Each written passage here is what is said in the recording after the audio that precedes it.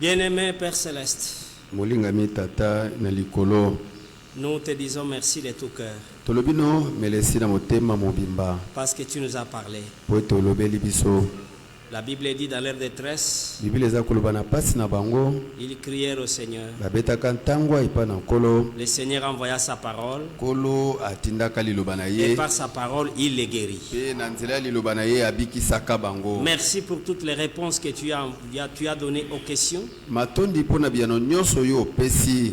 Nous croyons que Seigneur, tokondima ete nkolo tous ceux qui sont entrés ici malades, banso bakotaki awa kobelaka par la proclamation de la na parole, nzela ya botatoli ya ils liloba na sont yo déclarés guéris. bango batatolami babikisami. Ceux qui ont des cœurs brisés baye oyo mitema eza ya kopasuka par des problèmes, na mikakatano, ta parole apporte la solution à liloba toutes na yo choses. epesa yano na banso. Père, nous te prions tosengi yo à ne permettre à personne opesa nzela te na moto moko de awa rentrer tel qu'il est venu. azonga ndako ndenge ayelaki awa. Ceux qui ont amené des fardeaux, baye oyo bayaki na mikumba qu'ils rentrent déchargés. bazonga mikumba etikali. Nous te faisons confiance. totieli yo motema. Ainsi, nous l'avons demandé par la foi. tosengi yango bo na kondima Au nom de Jésus-Christ. na kombo na yesu kristo. Amen. Que le Seigneur vous bénisse tous. ete nkolo apambola bino banso. Je vous salue encore ce matin napesi bino lisusu mbote na ntongo oyo dans le nom de notre Seigneur Jésus-Christ. na kombo ya nkolo na biso yesu kristo. Et vous transmets aussi les salutations de vos bien-aimés frères mpe napesi bino su bambote ya balingami na bino bandeko du centre missionnaire de Rond-Point Ngaba oyo ya centre missionnaire ya rond-point ngaba. et aussi notre frère Wala Wala et la sœur Gina de l'Ipen lisusu ndeko walawala ndeko mwasi jina ya ipen vous ont aussi envoyé des salutations au batindeli nom du bino Seigneur mpe Jésus-Christ. bambote na kombo na nkolo yesu kristo. Nous sommes richement bénis par la parole. topambolami mingi na nzela ya liloba. Vraiment, les pensées sont tellement profondes. makanisi eza pene ya bozindo.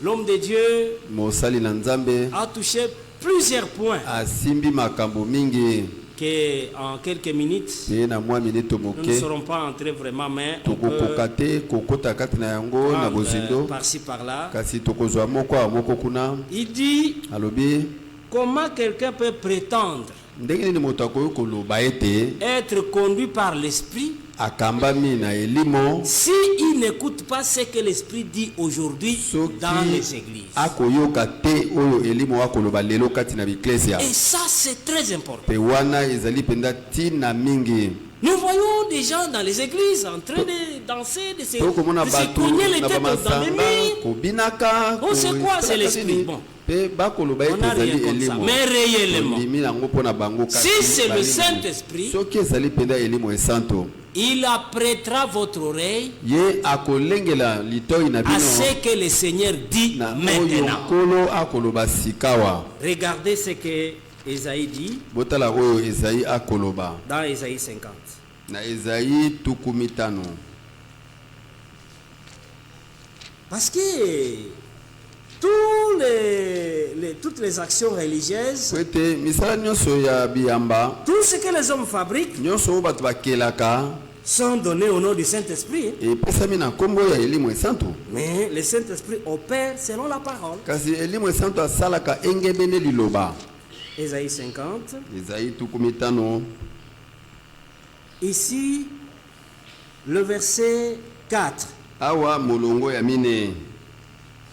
Ésaïe dit, le Seigneur éternel Ezayi alobi boye m'a donné une langue yawe exercée nkolo apesaki ngai ndemo moko oyo ebongisama malamu pour que je sache soutenir po ete nayeba kosunga par la na parole nzela ya liloba celui qui est abattu. oyo atutisami na motema.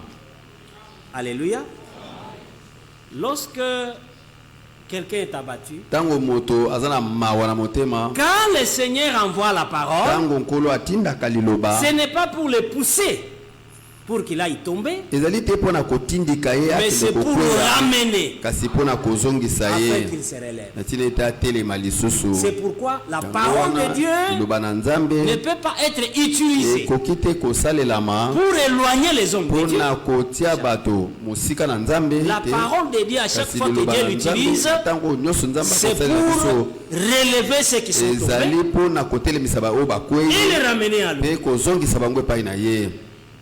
Alors, ce n'est pas terminé. boye esili te, La pensée continue. likanisi yango eza kokoba Et il dit, mpe alobi il éveille akolamusa chaque matin. ntongo nyonso. Qui l'éveille? Nani aza kolamusa? Le Seigneur. nkolo Il éveille akolamusa mon oreille litoi na ngai pour que j'écoute po ete nayoka comme écoutent les disciples. ndenge bayekoli bayokaka. Alléluia. Ça, on peut donner gloire à Dieu. oyo tokoki kopesa nkembo epai na Et nous pouvons comprendre que si tu es ici ce Mpe matin, tokoki kososola ete soki ozali awa na ntongo c'est le oyo Seigneur qui avait éveillé ezali ton nkolo oreille. nde afungolaki litoi na yo. Peut-être vous étiez nombreux, ntango mosusu bozalaki ebele mais quand toi tu as kasi écouté, ntango oyo oyokaki le Seigneur, pas toi, nkolo le yo te Seigneur nkolo a éveillé ton oreille. alamusaki litoi na yo. Écoute ça. Mpe yoka oyo Quand tu as mpe écouté, ntango oyo oyokaki tu as compris yo que ososolaki ça, c'est la parole de oyo Dieu. ezali liloba na Et c'est ce Nzambe que l'Esprit fait ezali maintenant. yango nde elimo akosala sikawa. Bien-aimé, balingami ce que Dieu a commencé, oyo Nzambe abandaki Dieu l'achève. Nzambe akosilisa yango. Depuis l'Ancien Testament, uta boyokani na kala le Seigneur a parlé de l'Église des nations nkolo alobelaki eklese ya bikolo par Moïse na nzela ya Mose lorsqu'il lui dit, ntango alobaki na ye fais les chandeliers d'or sala ememelo mwinda ya wolo qui avait 7 lampes. oyo ezalaki na minda sambo. Alors, boye dans ces chandeliers, na bimemelo mwinda wana il y a une seule huile ezali kaka na mafuta moko qui doit alimenter oyo toutes les 7 okoki lampes. kopelisa minda nyonso wana ya sambo. Et cette huile-là n'est pas mélangée mpe mafuta yango basangisa yango te avec de l'eau. Non, non. na mai L'huile te, pure. ezali mafuta ya peto. La première lampe est allumée, la mwinda deuxième, liboso la epelisami ya troisième. misato ya mine ya Jusqu'à la mitano septième. kino na oyo ya sambo. Et les chandeliers, mpe ememelo ça mwinda s'allumait du yango soir au matin. ezalaki kopela kobanda na pokwa mpe na ntongo. Que Dieu soit loué. Nzambe asanjolama. Le Seigneur a parlé de l'église nkolo alobelaki eklesia qui fait aussi son voyage oyo mpe ekosala mobembo na du yango soir au matin. na kolongola mpokwa C'est kino na pourquoi vous ntongo. voyez qu'en rapport avec yango l'église, bokomona ete Comme c'est la nuit, lokola ezali butu l'apôtre dit, l'apôtre Thomas Paul le dit, dit, Thomas la Paul le nuit dit. est fort avancée butu ekei mpe na et mosika les mingi jours approchent. mpe moi ekomi C'est pene. pourquoi vous voyez aussi, on parle des lampes. yango wana bokomona bakoloba mpe La etali lampe, on ne mwinda l'allume pas pendant la journée. mwinda bapelisaka yango na moi te. Alors, celui qui a été saisi par kasi l'Esprit ye oyo asimbami doit na elimo écouter ce que l'Esprit asengi dit koyoka maintenant. oyo elimo akoloba sikawa. Dieu nous a richement bénis nzambe apamboli biso mpena mingi par le ministère des Wadf. na nzela ya mosala kote ya ewald frank. Frère, bandeko c'est une bénédiction. pour yango nous. ezali lipamboli mpo na biso. Quand on lui posait la question, ntango bazali kotune motuna et il y a de ceux qui disent que toi Ezaki tu na bayo contredis baza William koloba, Frère oyo. Branham. Il dit non, yalobi te non, non. te. William Branham william branham a eu un ministère du prophète. azalaki na mosala ya kote ya Mais ya Dieu mosakoli. m'a donné à moi, kasi frère, nzambe epai na ngai le Frank ministère apesi d'enseignant. ngai mosala ya koteya. Dans un point Ya où William kolakisa. Branham m'a donné un seul verset, na likambo moko oyo william branham par apesi la nzela ya capacité Biblia que Dieu moko, m'a donnée, na makoki je oyo peux en Nzambe donner apesi ngai 20 versets kopesa pour que banzela le tuku point soit mibale, éclairé. ete likambo yango engengisama. Dans les royaumes, na kati na bokonzi les hommes envoyés de Dieu bato oyo batindami ne uti mpa se na nzambe contredisent pas. balobaka te oyo alobi mosusu eloko Paul n'a alobi pas motelemi contredit ye te. Matthieu. petelo atelemaki Matthieu n'a pas matayo te. contredit Jacques. matayo atelemaki Jacques n'a pas yakobo te. contredit Pierre. matayo yakobo atelemaki Dieu les a Petelo te. utilisés dans les Nzambe écarts. asalelaki bango na Mais batango. quand vous les écoutez Kasi tous, soki oyoki c'est yoki comme bango si banso, ils étaient ensemble. lokola bazalaki Ils esika n'étaient pas moko. tous ensemble, Banso bazalaki esika mais moko c'est te. le même esprit Kasi qui a opéré. elimo bele moko ezali kosala mosala. Alléluia. C'est ça même l'image yango wana kutu elilingi qui nous est donnée dans les 4 êtres vivants. oyo epesameli biso na bizali mine ya Quand bomoi. Ézéchiel les avait vus, ntango ezekiel amonaki bango dans Ézéchiel chapitre 1, ezekiel chapitre mokapo 1 na verset 10, liboso 11, molongo azomi tous les 4 bango mine représentaient seulement une seule face. bazali kotalisa kaka elongi moko. Que Dieu soit loué. nzambe asanjolama. Dieu peut utiliser plusieurs ministères. Nzambe akosalela misala mingi ya kote ya kasi. Il poursuit un seul objectif. Bakolandela ntina obele moko. Et tous ces ministères-là ne peuvent présenter que Jésus-Christ. C'est pourquoi, là où il y a l'Esprit de Dieu aujourd'hui, c'est là où les hommes écoutent ce que l'Esprit fait maintenant. C'est une pensée très profonde, mais parce que le temps est court, nous ne saurons pas vraiment aller avec ça. L'Esprit de Dieu est en accord avec la parole de Dieu. Quiconque est conduit par l'Esprit de Dieu, il est conduit par la parole. Ainsi, il donne une seconde pensée dans Matthieu chapitre 5, là où nous avons lu avec l'homme de Dieu. Prenons Matthieu 5. Non, le Seigneur Jésus est merveilleux. Vous allez observer que ça dépendait du groupe où il s'était né. Et son discours changeait dépendant du groupe devant lequel il était. Quand il était devant ses élites, quand il était devant les disciples, il disait: heureux êtes-vous,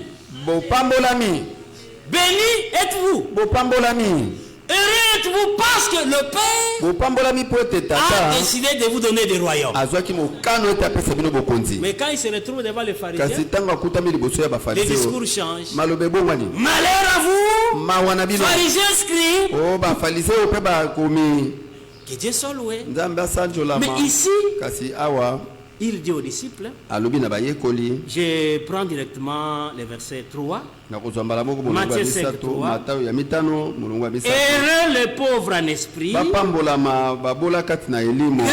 le royaume des cieux est à eux. On peut dire amen à ça. J'ai aimé la façon dont l'homme de Dieu a abordé ça. En tout cas, c'est merveilleux. Heureux le pauvre en esprit. Comme nous l'avons tous entendu. Les pauvres en esprit, ce sont ceux qui viennent à Dieu à vide.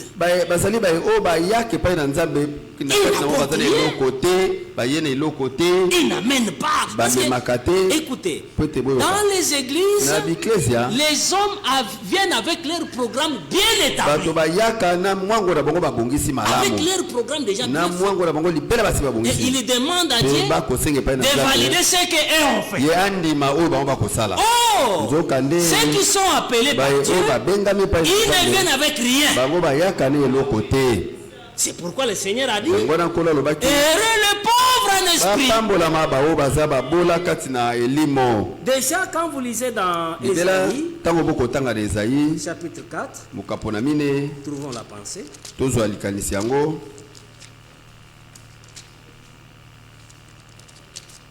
Ésaïe 4, premier verset, il est dit ceci: et cette femme saisiront en ce jour-là un homme et diront: nous mangerons notre pain et nous nous vêtirons de nos habits. Fais-nous seulement porter ton nom, enlève notre opprobre. Voyez maintenant que la chose est claire. Et ça, c'est à ce moment où nous vivons. Vous comprenez déjà que ces femmes ici ont déjà leur nourriture. Cette nourriture ne vient pas du Seigneur. Ces vêtements ne viennent pas du Seigneur. C'est elles-mêmes qui en ont fabriqué. Les vêtements elles-mêmes, elles en ont fabriqué. Qu'est-ce qu'elles veulent? Elles veulent seulement porter seulement les noms du Seigneur pour que la honte leur soit enlevée. Une petite question. Nous sillonnons partout. Avez-vous déjà vu une église? On a mentionné là église de Satan, église démoniaque, des Giringiri, des Kinshasa, des Badolite. Vous l'avez déjà remarqué? Bon, c'est pour autant dire que les églises sataniques, il n'y en a pas. Laissez-moi vous dire, toutes ces églises que nous voyons, elles peuvent être 2000, 4000. Elles font face à une seule véritable. Une seule véritable église contre des millions que nous voyons. C'est ça la grâce que Dieu nous a accordée maintenant. C'est pourquoi vous voyez que même dans l'ancien temps, dans la cour du roi, ceux qui étaient autour du roi, c'était des hommes uniques. Pourquoi? Parce que le roi ne voulait pas qu'il prenne un homme normal et qu'un jour la femme du roi tombe enceinte de son travailleur et qu'un jour ce travailleur monte sur le trône du roi. C'était une belle image que celle-là que le Seigneur doit utiliser dans le ministère. Ce sont aussi des uniques. Ils n'ont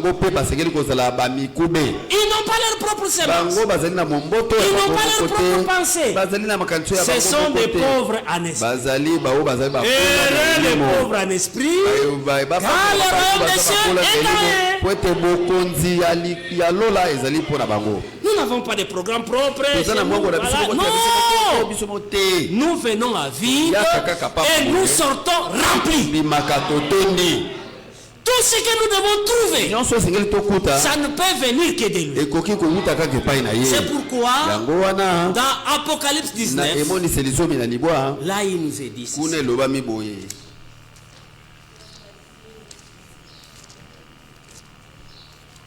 Apocalypse 19. Regardez ce que Jean a vu pour gagner le temps. Depuis le verset 7.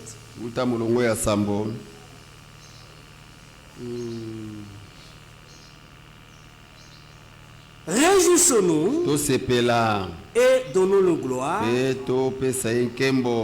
et soyons dans l'allégresse, pardon, car les noces de l'agneau sont venues et son épouse s'est préparée. Pas ses épouses. Hein? C'est bien dit, hein? Aujourd'hui, il y a des gens à droite dedans. Mais à la fin, ici, on dit son épouse. Toutes les autres ne tiendront pas. Qui apparaîtra ces jours-là? Maintenant, on continue avec la pensée. Il dit, et il lui a été donné de se revêtir d'un fin lin écarlatan, car le fin lin, ce sont les œuvres justes des saints. Il lui a été donné. C'est pourquoi dans les royaumes, tout est don. Jésus-Christ est un don. Pour nous, le royaume est un don. Le Saint-Esprit est un don. Éphésiens 4. Celui qui est descendu, c'est le même qui est monté, et celui qui a donné. Si réellement il a donné, on ne va pas s'enorgueillir avec. Tout celui qui a reçu un ministère venant de la part de Dieu, vous ne remarquerez jamais l'orgueil. Tous les hommes qui ont bénéficié du don de Dieu, ils sont humbles et effacés. Pourquoi? Parce que cela ne vient pas d'eux, un don que Dieu a donné. Et l'apôtre Pierre dit, si quelqu'un a rempli le ministère, qu'il le remplisse avec la force que Dieu communique, afin qu'en toutes choses, la gloire ne soit pas donnée au ministre. Quand vous les voyez faire des bruits dans les télévisions, c'est pour que la gloire aille à qui? C'est pourquoi vous voyez que tellement qu'ils aiment la gloire, même ces jours-là, ils diront au Seigneur, Seigneur, n'avons-nous pas prophétisé? Qui a prophétisé? C'est ils ont utilisé le nom de Jésus. Qui a fait des miracles? Ce n'est pas Jésus, c'est eux. Mais ils ont utilisé le nom de Jésus. Mais les envoyés de Dieu, ils ne font rien. Tout ce qu'ils font, c'est Dieu qui les fait en eux. Et en tout cela, c'est pour que la gloire aille à Dieu. Il y a beaucoup de miracles qui se font bien. Mais nous n'en faisons jamais la publicité. Venez ici. Nous croyons que le Seigneur est ici. Amen.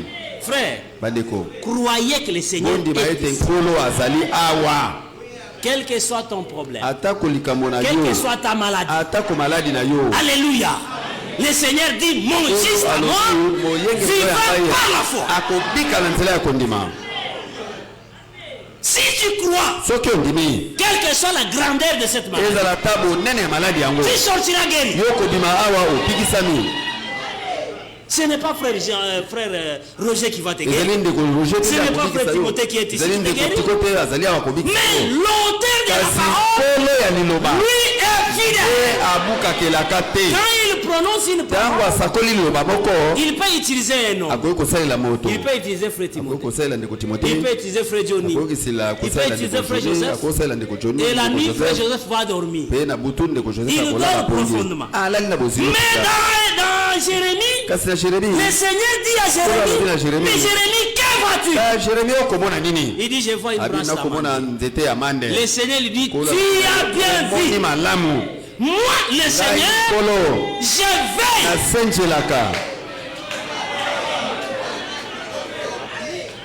La parole telle que nous la prononçons ici. Le soir, moi, je vais dormir profondément.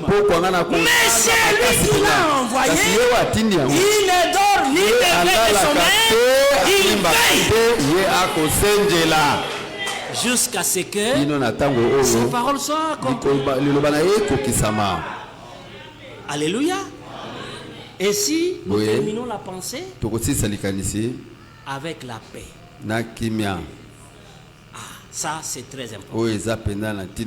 Frère, c'est la chose capitale. L'écriture que l'homme de Dieu a pris, il a lu même. Il a pris Jacques. Prenons aussi Jacques. Jacques chapitre 3, verset 18. Ah, frère. Si quelqu'un n'a pas la paix, d'abord la paix en soi. Hein? La paix d'abord en soi. Quelqu'un qui n'a pas la paix en lui-même, il y a quelque chose qui ne va pas. En tout cas, il y a quelque chose qui ne va pas. Jacques chapitre 3, verset 18. Le fruit de la justice est semé dans la paix par ceux qui recherchent la paix. Il y a aussi des gens qui recherchent la paix. Et le fruit de justice n'est pas semé dans les troubles. Il est semé dans la paix. Et Wade Frank l'a martelé dans plusieurs de ses prédications. Il dit, celui qui est en paix avec Dieu, il est aussi en paix avec son entourage. D'ailleurs, c'est ça la preuve qui montre que vous êtes en paix avec Dieu. Romains 5. Romains 5. La Bible dit verset 1er. Étant donc justifiés par la foi, nous avons la paix avec Dieu par notre Seigneur Jésus. Alléluia. Quand on est en paix avec Dieu, on est en paix avec les frères. On est en paix même avec les païens. Oui. Notre Dieu n'est pas un Dieu de désordre, mais c'est un Dieu de paix. Si le Dieu de paix est dans votre cœur, réellement toi aussi, tu deviens un homme de paix. Partout où il y a le Dieu de paix, il y a la paix. Vous savez pourquoi aujourd'hui dans ce monde, il n'y a pas la paix? Vous savez pourquoi? Parce que les démons et Satan règne encore dans ce monde. Bien que Satan n'est pas encore tombé, mais il exerce son pouvoir dans ce monde. Ces démons lui donnent des informations. Il sème des troubles partout. C'est pourquoi ce monde ici n'est pas un monde de paix. Mais avant que le royaume de Mila soit installé, qu'on appelle le royaume de paix, voilà ce qui va se passer. Voilà ce qui va se passer. Apocalypse 20. Depuis le premier verset. Puis j'ai vu descendre du ciel un ange qui avait les clés de l'abîme, une grande chaîne dans sa main.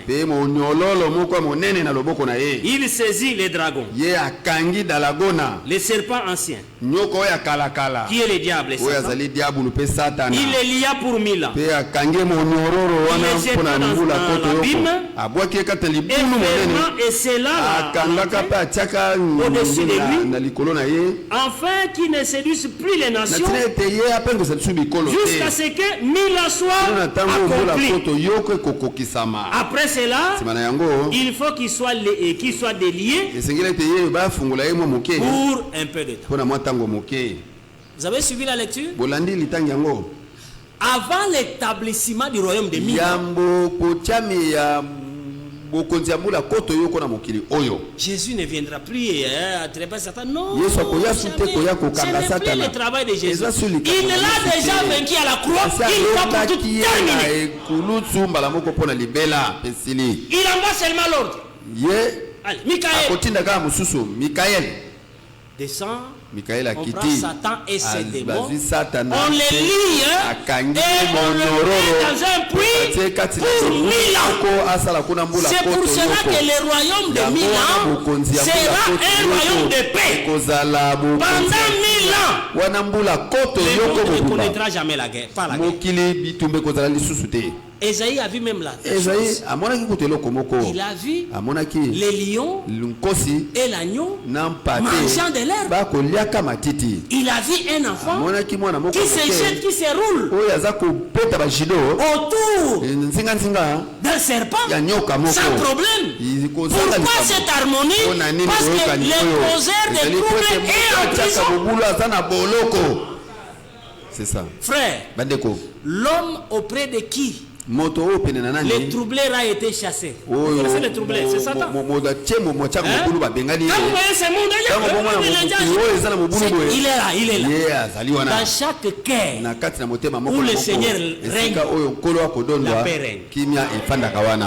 Dans chaque foyer où le Seigneur règne, la paix règne. Alléluia. Dans chaque église où le Seigneur est le maître, la paix est là. Le Seigneur est le maître de la paix. Son absence dans le cœur de l'homme, c'est la présence de tous les troubles que vous connaissez. Son absence dans les réunions, son absence dans les églises, les hommes font la loi. Oui, ils font la loi, ils font ce qu'ils veulent parce que le Seigneur n'est pas là. Mais quand lui est là, fini les troubles. Je termine la pensée maintenant en vous disant aussi que, en tant que croyants, gardons la paix. Quand notre Seigneur ressuscité est sorti de la... et quand il est ressuscité ce matin-là, la maison était fermée, là où elle était. Quand il est entré, connaissez-vous le premier mot qu'il a dit? Qu'est-ce qu'il a dit? Que la paix soit... C'est le même mot. Et le ressuscité te dit ce matin que la paix, alléluia, soit en toi. Notre paix ne dépend pas des choses de ce monde. J'avais vu dans la télévision une histoire très bizarre. Un monsieur est venu avec une enveloppe. Chez lui dans la maison. Il a déposé l'enveloppe quelque part. Et il a oublié.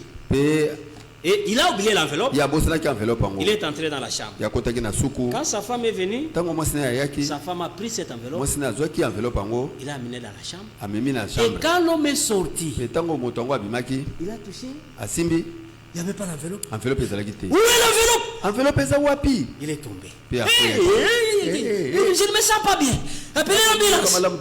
On appelle. Et puis la femme sort. C'est quoi? L'homme commence à convulser. C'est quoi? L'enveloppe. On a déjà appelé l'ambulance. Et la femme dit, oh, j'avais vu l'enveloppe. Amenez. Il ne faisait pas de signe. Ah, c'est ça. Il dit, ah, c'est ça. Pour relever, mettez-moi la chaise. Et quelle ambulance? Non, l'ambulance. Frère, notre paix ne dépend pas des enveloppes. Notre paix n'est pas liée aux choses de ce monde. Si vous liez votre paix au bien que vous avez, vous mourrez par une crise cardiaque. Il y a des gens qui ont succombé comme ça. Ils voient l'immeuble en train de le faire descendre par des tracteurs. Peut-être qu'il a construit dans un terrain. Il pique une crise. Notre joie, notre paix n'est pas liée aux choses matérielles. Ce qui fait notre joie, c'est ce que David a dit. Fais du Seigneur ton délice. Il accordera ce que ton cœur. Si Dieu t'a donné les biens de la terre, la gloire soit rendue à lui. Mais ne liez pas ta joie à ça. Liez ta joie dans la parole. Avec ou sans argent, je suis heureux. Mais oui! Avec ou sans voyage, je suis heureux. Avec ou sans mariage, je suis heureux. Quelles sont ces prédications qui lient les hommes aujourd'hui de ce monde? Ton mariage là vient. Ton mari vient des États-Unis. Un mari qui vient de Katakokombe, de telle prophétie n'existe pas. Ça, on va même te lapider. Oh, j'ai vu ton mari vient de Tchela. Ah, on te lapide. Ce mari-là vient de Chicago. C'est ça la prophétie. Ce sont des distractions. Nous avons une cité. Alléluia. Où il y a toutes les félicités qui nous attendent. Les biens de ce monde, Dieu nous l'accorde pour les besoins. Mais notre destinée n'est pas ça. Notre destinée, c'est la gloire. Le frère a soulevé quelque chose de très important. On n'a pas le temps d'exploiter le verset parce que le temps est parti. Il a dit, au jour de la Pentecôte, ils avaient tout en commun. Personne ne disait que c'est bien lui appartenait. Moi, je vous donne maintenant Luc 5. Allez. Quand Jésus est descendu ce moment-là, Jésus est descendu au bord de la mer. Plusieurs avaient des barques. Il a choisi la barque de Simon. D'abord, Simon lui a accordé sa barque. Toute la nuit, il n'a rien. Toute la nuit, il n'a rien. Mais il accepte que sa barque soit au service de Dieu. Jésus prêche. Quand il termine, il remet la barque. Il dit à Simon, avance toi pleine. Oh mais Seigneur, nous avons travaillé toute la nuit. On n'a rien eu. Mais sur ta parole, je jetterai les filets. Seul, vous ne resterez jamais. Mais sur sa parole, il y aura toujours du succès. Et quand il a jeté les filets, depuis que Pierre était pécheur, il n'a jamais attrapé de tels poissons. Les bénédictions qui viennent de Dieu ne nous rendent pas égoïstes. Il y avait des compagnons à côté qui n'avaient rien eu. Pierre l'a dit, venez. Portez-nous secours. Les autres sont venus. Tout le monde était dans la joie. Quand Dieu est béni, cette bénédiction-là peut profiter à tout le monde. Quand l'homme n'est pas né de nouveau, quand les frères viennent, qui était ici? Vos frères là dont les semelles, les souliers sont déjà vidés, ils étaient ici. Ils sont venus te chercher. Ils demandent l'argent. Ces frères là, ma frère Angopé, frère, tu oses parler à mal d'un fils de Dieu? Il s'est déplacé, il est venu chez toi. Tu connais le prix que le Seigneur lui a racheté. Frère, nous ne nous valuons pas par rapport aux choses matérielles. Non, si vous voulez connaître notre prix, regardez ce que le Seigneur a fait. Un racheté, même si vous le voyez en babouche, honorez-les. Parce que Dieu l'a honoré. Sa condition matérielle ne veut rien dire. Il a du prix aux yeux du Seigneur. Ainsi, retenons que Dieu ne peut pas bénir tout le monde au même moment. Ta bénédiction, aidez aux autres aussi. Ainsi, nous tendons comme l'homme de Dieu, nous tendons vers là où personne ne dira le bien m'appartient à moi. Tous seront en commun. C'est de cette manière-là que Dieu nous fera grâce à arriver au niveau où ils avaient atteint. Parce que le message du temps de la fin, c'est le retour à ce qui était au commencement. Pas dans la jeunesse, mais au jour des apôtres. Les mêmes expériences, le même Saint-Esprit, la même parole, la même nourriture. C'est comme ça que ça sera nous-mêmes. Pour ce matin, que le Dieu de paix, alléluia, que le Dieu de paix vous bénisse. Garde la paix dans votre cœur. Ne soyez jamais troublés. Même s'il y a quel problème que tu as, amène ces problèmes dans la foi au pied du Seigneur. Et fais-lui confiance.